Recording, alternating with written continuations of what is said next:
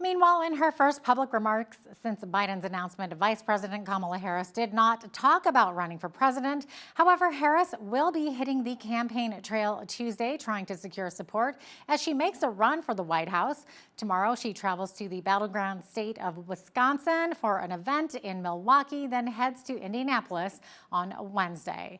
Since Biden endorsed Harris, her campaign has raised nearly $50 million U.S. in smaller grassroots donations. To discuss this further is our foreign affairs correspondent, Lisa Dafatari, editor-in-chief of the Foreign Desk, who joins me from Los Angeles.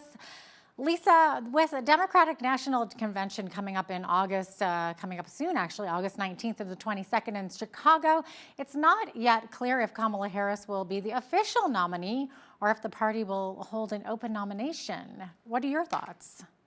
A lot of Democrats have come out to support her right out of the gate because, just to show some morale, they raised a lot of money in the 48 hours after President Biden made the announcement that he is stepping down. So, a lot of women, a lot of minority groups trying to really, motivate the base to just start supporting Kamala, just wrap their minds around the idea that she will be the candidate. I think they think at the very least, let's get this momentum going. And if there's a different candidate, well, we'll shift gears when we need to. Since the debate between Biden and Trump, obviously there's a lot of anxiety, a lot of, just the disenchantment with Democrat voters. A lot of them still said they would be voting for President Biden because they're Democrats and they vote, for the party.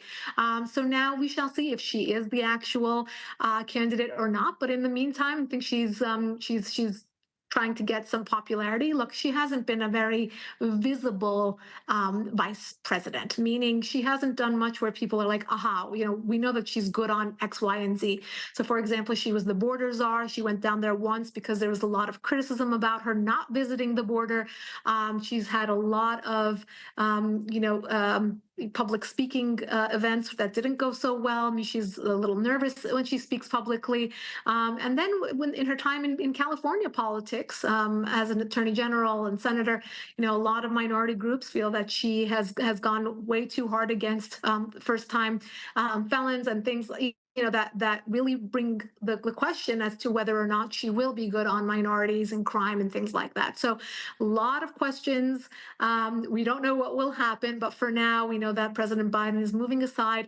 And the other question, Jeannette, that a lot of people have is he fit enough to serve between now and the election? So we're months away, our enemies are watching, and we just don't know what will be. Yeah, and it's interesting, Lisa, how much money she's been able to raise in such a short amount of time.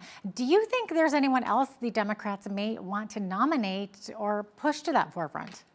Here's the challenge that the Democrats have. They either have to go forward with Kamala Harris. She will get the campaign money that has been raised thus far for President Biden's campaign, and she can choose a running mate.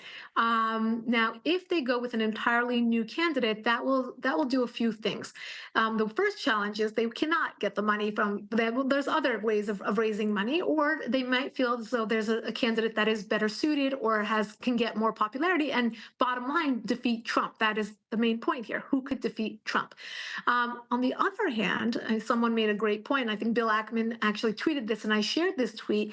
If they don't go forward with Kamala Harris as the Democrat nominee, it would suggest that she was not even fit to be vice president, let alone on the ticket for president. So it would really throw into question the entire party, their legitimacy, how fit their candidates are, and of course the Biden administration where she served as vice president. So a lot of challenges facing the Democrats right now, and what ticket they will put up for November is the question. They have a lot of thinking to do, a lot of calculus here to see who can defeat Donald Trump. Well, it will certainly be interesting to watch what happens in the coming weeks at that Democratic National Convention for sure. Lisa, thanks so much for joining me today from Los Angeles. That was Lisa Dafatari, editor-in-chief of the Foreign Desk.